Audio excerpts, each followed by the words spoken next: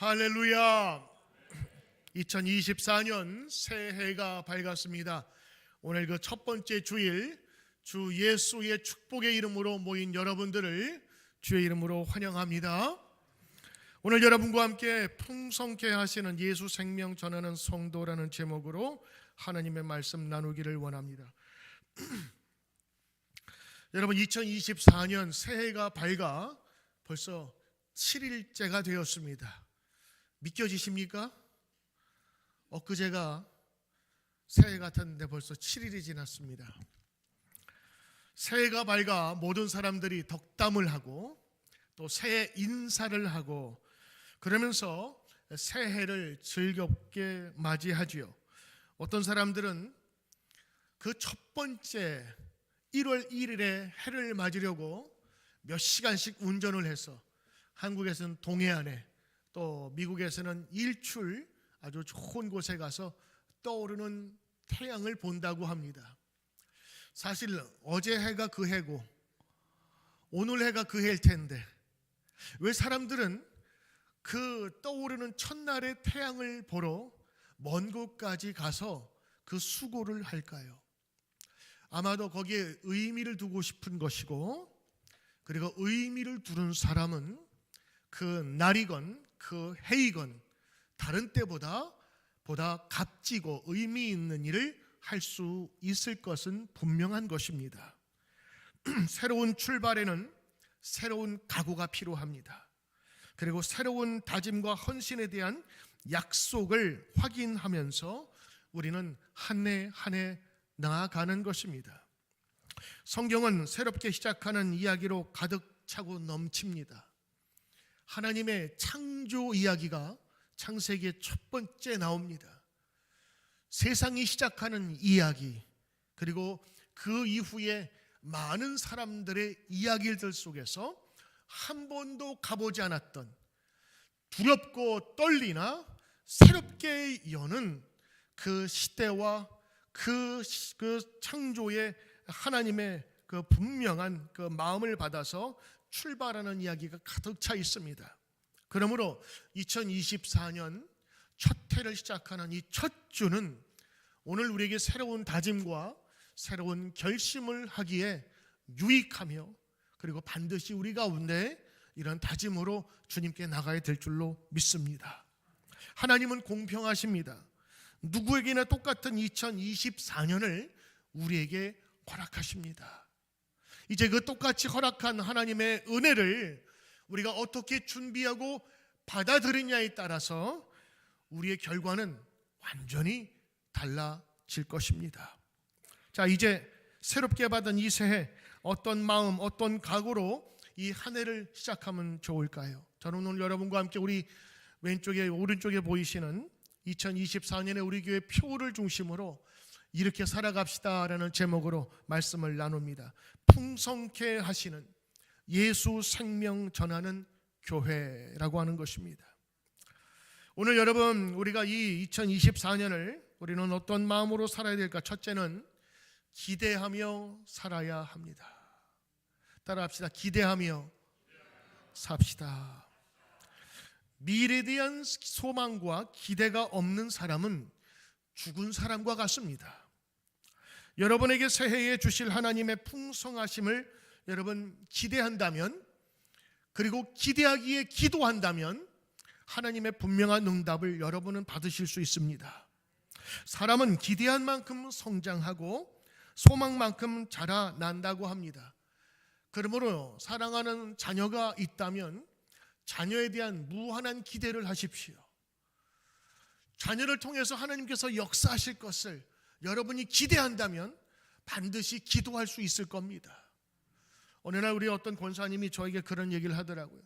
자기는 자식을 키우는데 자식이 조금 있을 때 교회에 갔는데 그 목사님의 설교가 자기는 잊혀지지 않는데 어떻게 자녀를 위해서 기도하지 않고 사냐고 그러니, 어떻게 자녀를 위해서 기대하지 않고 사냐고, 그게 너무 머리에 박혀가지고 자녀를 위해서 같이 새벽에 나와서 기도하고 또 그러면서 자녀를 위해서 많이 기도하겠다는 그런 얘기였습니다.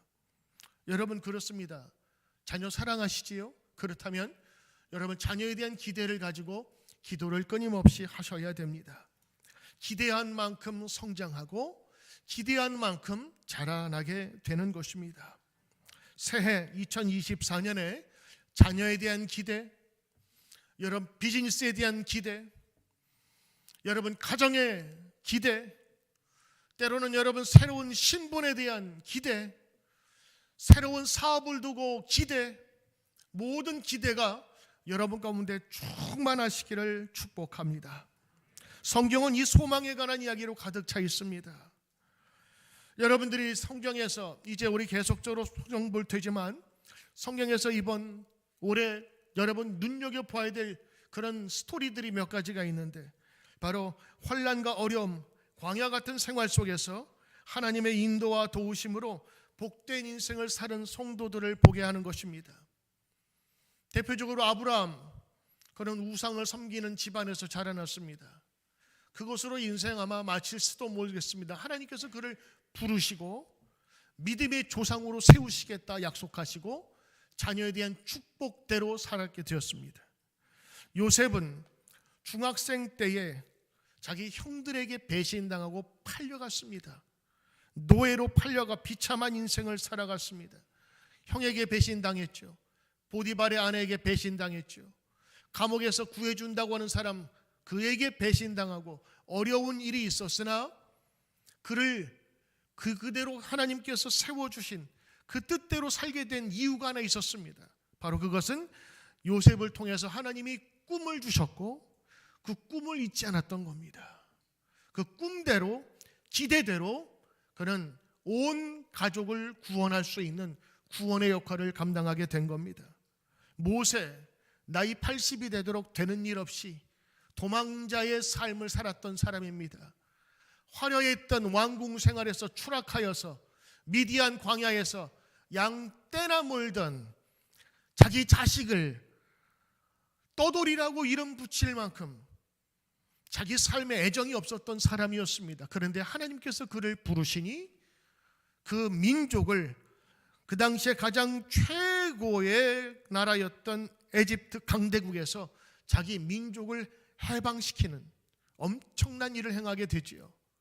거기에는 하나님의 꿈이 있었고 하나님께서 보여주신 비전을 따라갔던 것입니다.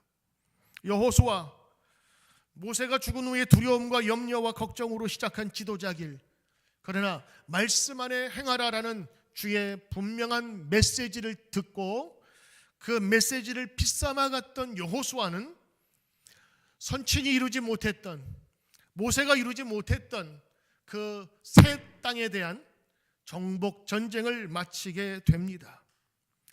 이처럼 구약 또 성경은 수많은 사람들이 새로운 시작과 새로운 도전에 의해서 하나님의 인도하심을 따라 성취한 사람들의 이야기가 나옵니다.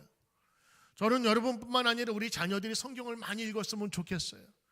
거기에는 소년 다윗의 이야기, 골리앗을 무너뜨린 이야기들, 그리고 어려움 속에서도 하나님의 인도하심을 받아 홍해를 가르고 요단강을 가른 이야기가 거기는 수없이 나오기 때문인 것이지요. 더군다나 신약의 시대에는 예수님이 등장합니다. 예수님은 인간이 아무도 해결하지 못했던 죄의 문제를 해결해 주셨습니다. 예수님은 이 땅에 오셔서 어느 인간도 넘지 못한 죽음의 문제를 해결해 주셨어요. 소망이 끊어지고 아무도 기대하지 못할 때에 예수님이 이 세상에 오셔서 참 소망과 기대를 갖게 해 주신 것입니다. 여러분이 읽으신 요한복음 10장은 구약성경 에스겔 34장을 배경으로 하고 있습니다. 그 에스겔 34장은 다윗과 같은 선한 목자를 주겠다고 한 약속이 이제 예수님을 통해서 나타나겠다는 이야기를 해주는 거예요. 예수님은 본인을 소개할 때 나는 선한 목자다라고 얘기를 합니다. 시편 23편에서 다윗은 하나님을 선한 목자라고 고백하고 있습니다. 여호와는 나의 목자시라 내게 부족함이 없으십니다. 그와 마찬가지로 예수님은 모든 사람을 제자들에게 뭐라고 약속하셨냐면 이전의 지도자들이 도적질하고 죽이고 멸망시키는 자였다면 나는 내가 온 것은 생양으로 생명을 얻게 하고 더 풍성히 얻게 하려 함이니라. 그래서 여러분, 예수 안에 참된 진리가 있고, 예수 안에 생명이 있고, 예수 안에 해방이 있고, 예수 안에 참된 진리가 있게 되는 것입니다.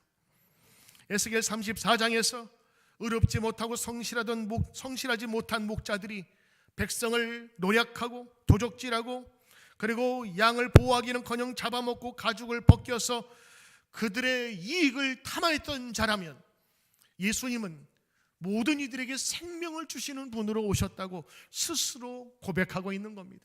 그리고 그분이 오심으로 우리의 삶이 풍성해지고 넉넉해졌다고 얘기하는 것이지요. 오늘 예수님은 구약의 말씀을 언급하면서 제자들에게 약속해 주셨습니다. 이 약속은 주님께서 직접 하신 약속이에요. 내가 이 세상에 온 것은 생명을 얻게 하려 함이니라. 내가 이 세상에 온 것은 더 풍성히 하려 하심이라. 할렐루야. 오늘 약속의 말씀, 예수님의 말씀 믿어 여러분의 가정에도, 여러분의 일터에도, 그리고 우리가 살아가는 이 세상에도 생명 되신 예수님을 따라가는 귀한 믿음의 자녀들 되기를 주의 이름으로 축복합니다. 주님은 우리에게 기대하도록 하셨습니다. 그리고 예수님께서 오신 이유를 기대하라고, 그리고 소망하라고 우리에게 알려주신 것입니다. 그러므로 2024년을 우리가 준비하면서 생명 되신 주님, 소망 되신 주님을 우리 가운데 모시어 우리 가정에도, 일터에도, 자녀에도 24년에 부어주실 하나님의 풍성하신 은혜를 기대하며 소망하며 주님께 나가야 될 줄로 믿습니다. 그러므로 2024년을 준비하면서 우리는 이렇게 기도해야 될 것입니다. 하나님, 생명을 얻게 하시고 더 풍성케 하려 오신 예수님을 맞이합니다. 예수님 맞이하면 우리의 인생이 생명을 얻고 풍성하게 될 줄로 믿습니다. 새해 우리 교회와 가정과 일하는 일터에서 생명이 넘치게 하소서, 회복이 넘치게 하소서. 세상에 희망이 없다고 주장할지라도, 그러나 생명 주시기로 약속한 주님 바라보고 나가게 하여 주옵소서. 예배를 드리고 나가면서 저는 성도들과 오늘 이렇게 인사하기를 소원합니다. 기대합니다. 당신을 통하여 역사하실 하나님의 은혜를 기대합니다. 당신을 통하여 하나님께서는 반드시 큰 기대를 하고 계십니다. 이런 기대와 소망이 저와 여러분 우리 성도들의 입속에서 늘 차고 넘치기를 간절히 소망합니다. 제가 중고등학교 때 우리 선배 한 명이 계셨는데 이름이 기대예요. 성이 권씨예요. 딱 맞아, 권기대. 기대를 권한다. 그랬더니 요즘에 보니까 강씨가 더 나은 것 같더라고요. 기대를 강하게 한다. 강기대. 여러분 성은 어떨지 몰라도 여러분 자녀에게, 여러분 아내에게, 여러분 남편에게 하는 기대가 하나님께서 더 크게 쓰실 것을, 여러분의 자녀를 놓고 기도할 때에 하나님께서 오늘보다 더 나은, 더 넓고 더 깊은 자녀로 세워주기를, 그런 기대가 여러분 가운데 차고 넘치기를 주의 이름으로 축복합니다. 둘째는요, 풍성케 하시는 주님을 믿어야 합니다. 오늘 우리는 우리 주제처럼 풍성케 하시는, 그리고 생명 주시는 주님을 믿어야 하고 기도해야 된다고 말씀드렸어요. 자, 그러면 우리가 믿을 예수님은요, 풍성케 하시는 예수님이에요. 오늘 말씀 그대로입니다. 나는 생명을 주려고 이 땅에 왔다. 그 두 번째는 너희를 풍성케 하기 위하여 이 땅에 왔다고 하는 겁니다. 여러분, 예수 믿으면 풍성하게 됩니다. 예수 믿으면 그의 집안만이 아니라 정신과 영혼도 풍성하게 되는 것입니다. 그래서 오늘 예수님은 그 약속 그대로 모든 이들에게 그대로 행하셨습니다. 예수님은 줄인 백성이 있거든 떡을 만들어 그들의 배를 채워주셨습니다. 예수님은 병든 이들을 그냥 지나치지 않으셨어요. 그들에게 생명을 주셨습니다. 생명이 없는 것은 굳어지는 것이고 막힌 것이고 무언가 잘못되고 있는 건데, 생명이 들어가면 숨통이 트이는 겁니다. 피가 도는 겁니다. 그리고 혈관이 연결되고 신경이 이어지는 겁니다. 예수님은 그래서 안진뱅이를 일으키셨지요. 다리에 힘을 더하여 주셨습니다. 손 마른 자를 피워주셨습니다. 눈 먼 자에게 핏줄이 돌게 하고 시각을 회복시켜 주셨습니다. 누워 꼼짝할 수 없는 중풍병자 막힌 겁니다. 그 막힌 혈관과 그 모든 기관에 하나님께서 뚫어주셔서 중풍병자를 일으켜 주셨습니다. 피가 마르지 않는 여인에게, 혈루병을 가진 여인에게 피가 마르는 축복을 허락해 주신 것입니다. 예수님은 이처럼 다양하고 어려운 자들에게 생명을 허락해 주셨습니다. 예수님의 역사는 지금도 계속되는 것입니다. 예수님이 오시면 억눌리고 고통당하는 자들에게 이 풍성할 삶을 누리게 하기 위해서 오신 것입니다. 저는 이런 예수님을 사랑합니다. 자신의 생명 전체를 우리에게 내어 맡겨주신 그 주님의 은혜, 이 믿음은 세례 받을 때만 필요한 게 아닙니다. 오늘 새로운 한 해를 준비하면서 오늘도 다시 한번 다짐하면서, 주님, 내가 작년에 누렸던 은혜 올해도 다시 누리게 하시고 이 새해에 하나님의 더 큰, 더 깊은, 더 넓은 은혜를 체험하길 원합니다 하는 사모하는 마음으로 오늘도 예배 드리시길 주의 이름으로 축원합니다. 여러분 오시기 전에 기도하셨습니까? 저는 여러분에게 새해 들어서 꼭 부탁드리고 싶은 것이 있습니다. 주일날 예배 오실 때에 지난주에 왔던 마음으로 오지 않고 다시 한번 오늘 예배에 참석하면 하나님께서 나의 마음을 새롭게 하시고 깨끗게 하시고 정결케 하시길 원합니다라는 기도의 소원을 가지고 오늘 예배에 오시길 바랍니다. 만약 여러분이 기도를 하지 않으셨더라도 적어도 예배 드리기 전 여러분의 마음의 소원을 하나님 앞에 기대하는 마음으로 주님께 예배 드릴 때 그 예배는 전혀 다른 예배가 될 것입니다. 사도 바울은 자신은 날마다 죽는다고 고백했습니다. 고린도전서 15장 31절에 형제들아, 내가 그리스도 예수 안에서 가진 바 너희에 대한 나의 자랑, 나의 결심을 단언하노니 나는 날마다 죽노라. 여러분이 죽는다는 것이 포기한다는 의미가 아닙니다. 나는 어떤 면에서 죽어야 되느냐? 탐욕과 욕심과 시기와 내 온갖 내 자아의 충만함에서 나는 죽겠다 하는 것입니다. 이제 예수 앞에서는 나는 아무것도 아닙니다라고 선포하는 것입니다. 그리고 또 하나 그 뒤에 사도 바울이 강하게 전하는 것이 있는데, 나는 부활하신 예수님을 따라 죽지 않을 것이요 썩지 아니할 것으로 반드시 우리가 변화되리라 라고 선언합니다. 그는 죽기 위해 죽는 게 아니었습니다. 바로 살기 위해 사는 것이었습니다.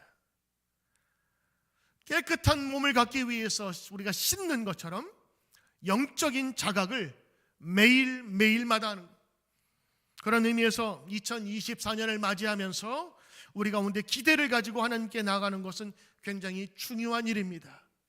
1월 1일만이 아니라 1월 1일 세운 주의 말씀들을 다시 한번 새겨보면서 더 깊은 곳까지, 더 넓은 곳까지 나아가길 원합니다 하며, 때로는 넘어지고 쓰러지고 상처 입더라도 다시 일어서겠습니다 하는 마음으로 2024년이 여러분을 인도하시기를 주의 이름으로 축복합니다.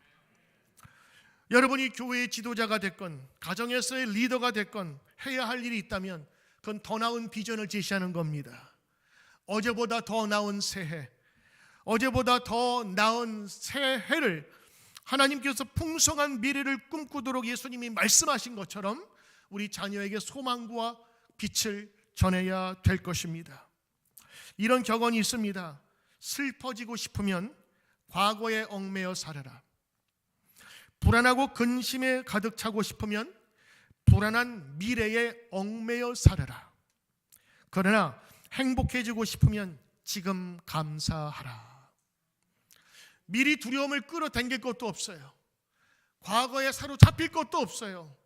오늘 주신 하나님의 축복과 은혜 속에서 감사함으로 그리고 하나님께서 부어주실 미래의 풍성한 주님의 약속을 기억하면서 오늘도 주 앞에서 감사할 때에 우리의 인생은 복될 줄로 믿습니다. 지난 한 해를 뒤돌아보면 후회와 아쉬움이 많이 남아있지요. 그래서 현재를 우울하게 만드는 과거에 매여 있을 수 있습니다만, 그러나 오늘 성경을 통해서 새로운 미래를 주시는 우리 성도들은 그럴 수 없습니다.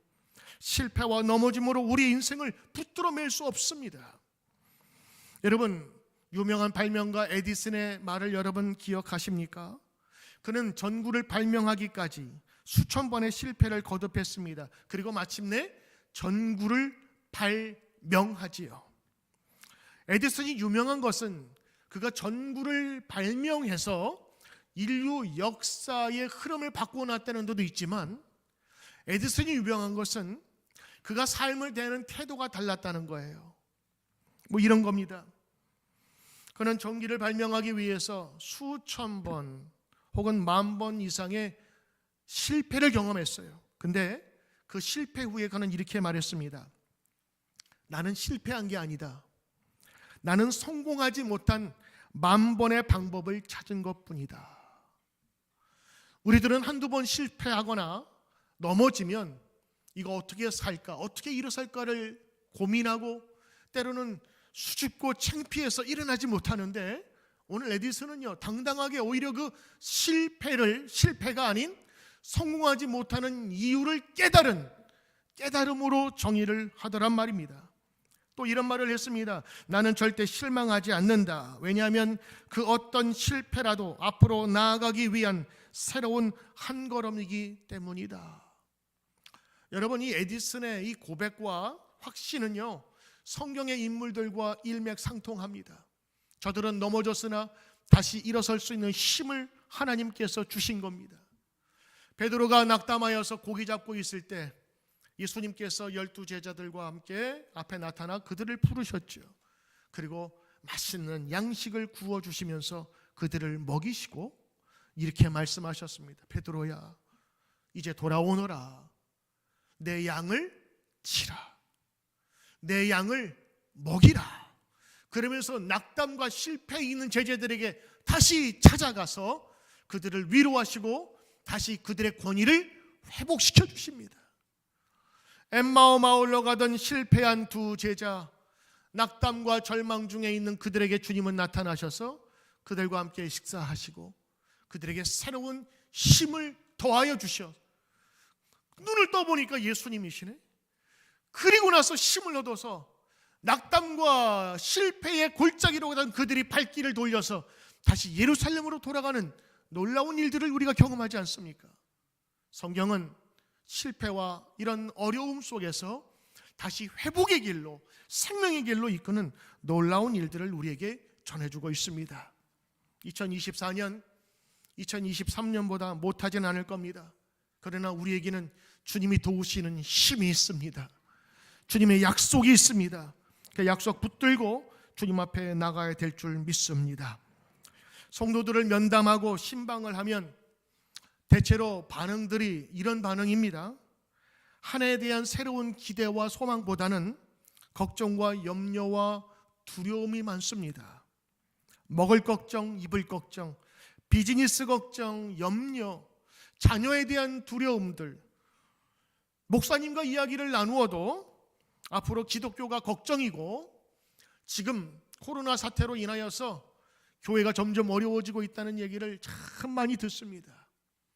한국의 목회협조위원회 모든 세미나 같은 데 봐도 앞으로 기독교가 잘 될 전망은 없다라는 아주 부정적인 그런 결과들을 내놓고 있습니다. 근데 저는 그렇게 생각하지 않습니다. 누가 이 교회를 쉽게 이끌어왔다고 생각하세요? 정말 여러분, 이 교회가 정말 쉽게 이어져 왔다고 생각하세요? 수없이 많은 우리의 믿음의 선조들이 생명을 걸고 죽음을 각오하고 기도하고 전도했기에 지금 우리가 이만큼 믿게 된 겁니다. 누가 저절로 이 교회가 이루어졌다고 이야기하는 사람이 어디 있습니까? 교회가 지금보다 쉬운 적이 있습니까? 아니요. 저는 미국의 교회사를 읽으면서 공부하면서 큰 감동과 깨달음을 얻었어요. 저는 한국 교회만 막 새벽 기도가 있고 철야 기도가 있고 산 기도가 있고 그래서 한국 교회가 이렇게 부흥했다고 생각을 했는데 이 미국의 이 기독교의 역사, 짧은 역사 속에서 기독교의 역사를 보면서 감동받은 게, 여러분 서부 개척 시대가 있었잖아요. 동부에서 저 LA 쪽에서 캘리포니아에서 금광이 발견됐다고 해서 수많은 사람들이 로키 산맥을 넘어서 그 포장마차라고 있죠. 마차에다가 뒤에 마차에다가 포장 씌워가지고 수많은 사람이 굶어 죽고 눈에 얼어 죽어도 금광을 찾기 위해서 가는 여정에 수많은 목사님들이 거기에 동행하는 거예요. 난 몰랐어요 그거를. 그 포장마차 따라가면서 자신은 금광에 대한 아무런 골드에 대한 희망도 없는데 그 대열에 따라가면서 그 사람들을 전도하고 그 사람들의 구원에 대한 열정을 가지고 예수를 전하고 그러면서 그 어려운 광야 생활, 포장마차 캘리포니아라고 하는 그 어려움 속에서 심지어는 순교까지 하면서 수많은 목사님들이 복음을 증거했다고요. 여러분 지금 여러분이 앉아있는 이 자리는 우리 선배 목사님들과 선배 신앙인들이 피로써 닦은 그 훈련과 그 길 위에 세워진 정말 안락한 곳에 앉아있는 것입니다. 교회가 어렵다고요? 더 어려워질 겁니다. 그러나 분명한 것은 구루터기에서 하나님께서는 새순을 내고 아무것도 없는 광야에서 물길을 내듯 하나님께서는 분명하게 또 다른 역사로 임할 줄 믿습니다. 지금도 우리한테 보이지 않는 5,000명, 7,000명에 남겨진 그리스도의 군사를 지금 예비하고 있다고 하는 것입니다. 성도들 하나하나 살펴보면 우리 미국에 처음 이민 왔을 때 기억나십니까? 제 주변에도 전 지금 이민 생활 20년 차인데 제 처음에 왔을 때 한 사람 한 사람 다 기억해요. 무얼 먹고 살까? 뭐 어떻게 살아갈까? 자식 교육은 어떻게 할까? 어디로 이사 갈까? 아무것도 모르는 상태에서 그냥 디디면서 넘어지면서 살았던 이민 생활이었어요. 근데 지금 생각해 보면 많은 문제들이 해결될 뿐만 아니라 오히려 그때보다 훨씬 더 축복 많이 받았어요. 그런데 그럼에도 불구하고 왜 우리들은 계속 염려 속에 자라갈까? 어제 인도하신 하나님이 계시다면 오늘에 대한 확신을 가질 수 없을까? 오늘 하나님이 인도하셨다면 내일에 대한 소망은 가질 수 없을까? 그 믿음이 에벤에셀이라고 하는 그 믿음의 적들어가 있어요. 에벤에셀의 하나님, 어떤 하나님이에요? 과거에 인도하신 하나님이 오늘 우리를 인도하실 것이다. 할렐루야. 오늘을 인도하신 하나님이 내일을 인도하실 것이다. 이게 에벤에셀의 하나님에 대한 고백입니다. 어제 하나님이 홍해를 가르셨다면 오늘은 하나님이 요단강을 가르실 것이다. 여러분 이 믿음이 왜 안 생깁니까? 어제 하나님이 만나를 허락해 주셨다면 하나님이 오늘은 메추라기를 주시지 않을까? 여러분 우리 성경 보면서 우리 그거 지금 그런 훈련하는 거 아니에요? 어제 하나님께서 불기둥으로 인도하셨다면 오늘은 하나님께서 무슨 기둥으로? 구름 기둥으로 인도하실 것이다. 지금 여러분 이민 오실 때보다 훨씬 더 많은 좋은 경험 속에서 살고 계시지 않습니까? 그렇다면 두려워 말고 24년도 여러분의 자녀와 가정과 이 교회에 주실 축복의 그 소망에 풍성하실 하나님의 은혜를 바라보며 오늘도 담대히 예비하며 주님께 나아가는 성도 되시기를 주의 이름으로 축복합니다. 셋째입니다. 오늘 2004년 어떻게 지내야 될까? 바로 그것은 예수 생명 전하는 성도 되어야 될 것입니다. 예수 생명 전하는 교회 되어야 될 것입니다. 이 전한다. 도, 참된 길, 참된 진리를 전한다. 이게 뭐죠? 전도입니다. 전도. 근데 우리는 전도 그러면 굉장히 어렵게 생각해요. 전도가 왜 어려워요? 전도가 어렵다고 생각하는 것은 우리가 좀 잘못된 생각 때문에 그런 거예요. 교회 안 다니는 사람을 데려오는 게 어렵지 전도하는 거야 뭐가 어려워요? 듣든 안 듣든 내가 말하면 되는데 상대방이 듣든 안 듣든 내가 말하면 되지 않습니까? 여러분, 전도라는 것이 띠 두르고 전도지 들고 그리고 여기 모자 쓰고 빨간 모자 쓰고 큰 소리 외치면서 예수 축복 불신지, 여러분 이게 전도 아니지 않습니까? 그러니까 우리는 전도를 그렇게 생각하는 거예요. 그래서 아우 창피해 전도하면. 근데 전도는요 누구나 할 수 있는 거예요. 첫 번째는 여러분 다 부모님이시잖아요. 자녀에게 할 수 있는 거예요. 전도지 뭐. 전도가 뭐예요? 전해주는 거 아니에요. 트랜스퍼 해주는 거 아니에요. 넘겨주는 거 아니에요. 예수님에 대한 생명의 말씀을 내가 받았어요. 난 너무 좋아요. 생명의 말씀을 들었더니 그것이 나에게 기쁨이 돼요. 소망 없는 나의 삶 속에서 생명을 얻었어요. 죄가 없는 줄 알았는데 이 많은 죄를 용서해 주시겠다고 십자가에서 죽으신 분이 예수님이시래요. 그 은혜 속에 내가 많은 은혜를 받아서 이제 나도 예수님처럼 살겠다. 여러분, 이 좋은 소식, 기쁜 소식 내 자녀에게 남겨주는 거예요. 내가 어려울 때, 너 나을 때 내가 정말로 하나님께 기도했단다. 근데 하나님께서 너를 이 세상에 낳게 하시고 태어나게 하셔서 너는 하나님이 만들어주신 아이야. 이게 뭐예요? 전도 아니에요? 뭐 전도 그렇게 어렵게 생각하세요? 뭐 사형리부터 시작해서 어렵게 생각할 이유가 아닌 여러분이 경험하신 하나님의 이야기를 함께 나눌 수 있는 자식이 된다면 그건 여러분 우리 자녀에게 훌륭하게 전도한 거예요. 부모는 교회 잘 나오는데 자녀가 교회 안 나온다. 여러분 자녀 위해서 전도 안 한 겁니다. 여러분 좋은 집에 좋은 차에 여러분 넉넉하게 산다고 할지라도 예수 안 믿으면 지옥 가는 거 알잖아요. 지옥은 이담이라고 치더라도 정말 이 세상에 살면서 물질이 우리에게 생명이 되고 물질이 우리에게 가장 최우선이 되는 건 아니거든요. 언젠가는 우리한테 물어야 될 때가 온다고요. 어떻게 살아야 될지, 무엇을 위해 살아야 될지. 분주하고 바쁜 우리의 일상생활 속에서 집 넓히고 차 넓히고 화장실 넓히고 그러면서 산다는 그 자체가 분주할 땐 몰라요. 그러나 언젠가는 탕자의 둘째 아들처럼 자기 자신을 돌아볼 때가 옵니다. 나는 어떻게 살아야 됩니까? 오늘 자녀들에게 가르쳐야 될 첫 번째는 전도예요. 예수님의 이야기. 그리고 그렇게 가르치고 자라난 자녀는 멀리 갔을지라도 지구 반대편에 갔을지라도 교회에 빠지지 않습니다. 저는 자녀들에게 아직도 그게 참 아쉬워요. 제가 조금 더 내 개인적인 간증의 이야기를 함께 나누었으면 좋았을 것을. 늦지 않았습니다. 여러분 자녀들과 함께 여러분의 간증들을 나누시길 바라요. 그리고 그 간증들을 여러분 친구에게 혹은 여러분 아는 사람에게 이야기를 하는 것이 그게 전도입니다. 여러분이 좋은 것을 갖고만 있다면 그거는 절반만 누리는 겁니다. 이것을 나눌 때, 베풀 때에, 전할 때에 감동은 배가 되는 것입니다. 내가 말씀 가운데 힘을 얻은 이야기 나누는 게 뭐가 힘들어요? 내가 예수님 믿고 새로운 생명 얻어 새로운 감동으로 살게 됐다는 이야기를 함께 나누는 것 얼마나 축복된 이야기입니까? 먼저 가족들에게 나누고 자녀들에게 나누시길 바랍니다.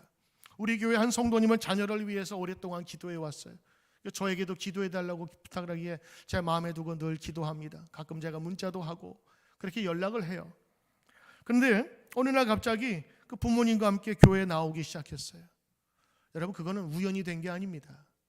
그 부모가 늘 꾸준하게 자신의 이야기를 같이 교회 나오고 싶다라는 이야기를 전하면서 그 자녀가 듣게 되는 거예요. 한 번 듣고 안 들어요. 두 번 듣고 세 번 듣고 그러면서 자꾸 들으면서 때로는 미안한 마음이 들고 효도하고 싶은 마음에 같이 가고 싶은 마음에 그러면서 그들이 부모로부터 물려받은 예수 전하는 소식을 들으면서 그들도 성장하는 거예요. 전도는 은사이기 전에 하나님의 명령이기도 하고 예수님의 마지막 유언입니다. 그냥 내가 받은 은혜를 나만 갖고 있는 것이 아니라 이것을 전하라는 것은 축복이고 특권이고 하나님의 명령이요 예수님의 유언입니다. 마태복음 4장 19절에 이렇게 말합니다. 나를 따라오너라 내가 너희를 사람을 낚는 어부가 되게 하리라 하시니 예수님은 이 땅에 사람 낚는 어부 사람을 예수님께 인도하는 도구로 사용되기를 원하셨습니다. 마가복음 1장 38절에 가까운 마을로 가자, 거기서도 전도하리니 내가 이를 위해서 왔노라. 전도하러 가자. 예수님의 이야기를 함께 나누기 위해서 그들이 예수님이 직접 병자를 고치시고 그리고 치료한 그 사건들을 나누기 시작했던 것입니다. 때로는 전도는 축복입니다. 예수님의 이야기를 나누는 것은 나에게 복이 될 뿐만 아니라 다른 사람에게 복이 되기 때문에 그렇습니다. 이 세상이 영혼을 구원하는 일보다 더 큰 일은 없기 때문입니다. 물가에 심기은 교회라고 담임하는 윤성호 목사님이 계신데, 젊었을 때부터 부흥회도 많이 다니고 청소년 부흥회부터 많은 그 복음을 전도한 사람입니다. 이분이 전도에 대해서 아주 매진을 하고 있는데, 이분이 한국에 있는 전도왕 50명을 찾아서 그들의 간증을 다 듣고 마지막 내린 결론이 있어요. 4가지인데, 첫째, 전도 열심히 잘하는 사람들은 첫 번째는 경제적인 축복도 받았더라. 물질의 축복을 받았다는 거예요. 어떻게 전도하다가 물질을? 몰라요. 두 번째, 병고침의 은사를 받았다는 거예요. 전도하면서 자기 병이 낫는 거예요. 세 번째, 별 볼 일 없는 사람이었는데 유능한 자가 되었다라는 것이고, 네 번째는 자신이 엄청난 변화를 체험했다고 하는 그 공통점을 가지고 있다는 거예요. 그러면서 이렇게 얘기합니다. 전도는 축복이다. 전도는 자기만이 아니라 자기 주위에 있는 모든 사람들을 생명으로 살리는 길이라고 하는 것입니다. 특별히 자녀들을 멀리 대학에 보내신 자녀들 있죠? 앞으로 보낼 부모들 계시죠? 그리고 멀리 떨어진 자녀들 혹시 계시다면 전도하십시오. 전도가 다른 것이 아니라 예수 잘 믿도록 가끔 전화하고, 교회 잘 다니니? 교회 빠지지 말고 잘 나가라. 여러분이 믿었던 간증들 있다면 내가 이번에 기도하는데 이러이러한 은혜를 받았단다 하면서 그냥 툭툭 던지듯이, 권투로 따지면 잼 날리듯이, 날씨로 따지면 가랑비 내리듯, 가랑비에 속옷 쫓는다는 말이 있는 것처럼 그렇게 툭툭 던지는 부모의 메시지가 자녀들에게 하나씩 쌓이게 되는 거예요. 여러분, 고위 관성이 되건 아니면 부자가 되건 경력 많은 사람이 되건 예수 없으면 여러분 무슨 소용이 있겠습니까? 여러분 그거 알기에 이 자리에 나온 거 아니겠어요? 여러분은 잘 믿으면서 왜 자녀들은 방치하고 계십니까? 왜? 여러분이 잘 믿으니까 자녀들은 덤으로 갈 수 있을 것 같아서요? 아니요. 그거 위해서 우리 기도해야 됩니다. 그래서 오늘 여러분, 나만 갖고 있지 말고 이 예수님의 생명 되시고 풍성함을 이제 어떻게 하고자고요? 나누자고요. 그러니까 전도는요, 내가 무슨 전해서 변화시키는 게 아니라 나누어 주는 거예요. 구제하듯 나눠주는 거예요. 생명 없는 자에게, 소망이 없는 자에게 나눠주는 것입니다. 예수님께서는 이 땅에 오신 이유를 말씀해 주셨어요. 사도행전 1장 8절, 오직 성령이 너희에게 임하시면 너희가 권능을 받고 예루살렘과 온 유대와 사마리아와 땅끝까지 이르러 내 증인이 되리라. 증인이 뭐죠? 예수님이 누구셨다고 하는 것을 전하는 사람입니다. 아유, 전해도 잘 안 돼요. 맞아요. 안 되는 게 전도이기도 합니다. 내 뜻과 내가 아는 것을 남에게 전달하는 것은 쉬운 일이 아니에요. 그러나 그 쉽지 않은 일이지만 그것을 가능하게 하는 일이 몇 가지가 있어요. 미국의 소매상 협회 The National Retail Goods Association이라는 곳이 있는데, 거기에 이제 연구를 한 거예요. 거기에 판매원, 세일즈맨들이 있지 않습니까? 그 세일즈맨들이 많은 사람들에게 가서 물건을 팔아야 되는데, 판매원의 50%가, 절반이 한 번 전화하고 아닙니다, 안 삽니다 그러면 포기해버린대요. 그 중에 25%는 2번 전화한답니다. 그리고 포기한대요. 그 중에 15%는 그래도 3번은 전화하는데 거기서 걸려드는 사람도 있고, 근데 3번하고 15%는 포기한대요. 그러니까 결과로 세일즈맨이 다 있지만 90%는 적어도 3번, 4번까지 시도하다가 포기한답니다. 그런데 오직 10%의 세일즈맨들은요, 끈질기게 전화하는 거예요. 또 기회를 봐서 계속 전화를 하는데 놀랍게도 이 10%의 사람이 전체 매출의 80%를 차지한대요. 그러니까 이 결과를 보면 벌써 회사를 운영하는 사람들은 100명의 세일즈를 딱 고용하면 80%는 한 10% 정도, 자기 밥 벌어먹고 사는 그 홍보하는 정도, 10%는 나름대로 회사의 매출을 올려주는 정도, 나머지 10%가 전 매출의 80%를 차지한다고 하는 것을 보면서 세상이 그러하구나. 근데 거기에 중심은 뭐냐면 계속된 반복이 있는 거예요. 제 아는 목사님이 이번에 교회를 새롭게 준비하고 그 다음에 교회를 이전해야 될 그런 어떤 큰 플랜을 갖고 기도하는 목사님이 계셨어요.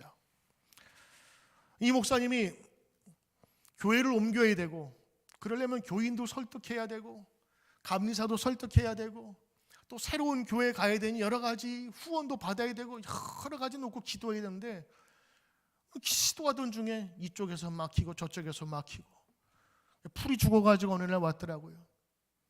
제가 얘기했어요. 그렇게 쉬울 거면 누구나 다 하지. 그렇게 쉬울 거면 누구나 다 하지. 다시 해봐. 그리고 안 된다는 사람 있으면 다시 찾아가. 그리고 왜 이것을 해야 되는지, 왜 이것이 필요한지, 그 사람 안 되면 그 사람보다 높은 사람 찾아가. 높은 사람 안 되면 그 라인이 아닌 다른 곳에서 찾도록 기도하면서 나가자 그랬더니 그 목사님이 새로운 힘을 얻었어요. 저라면 그렇게 할 것 같아요. 정말 이것이 필요한 일이라면 해야죠. 나가야지요.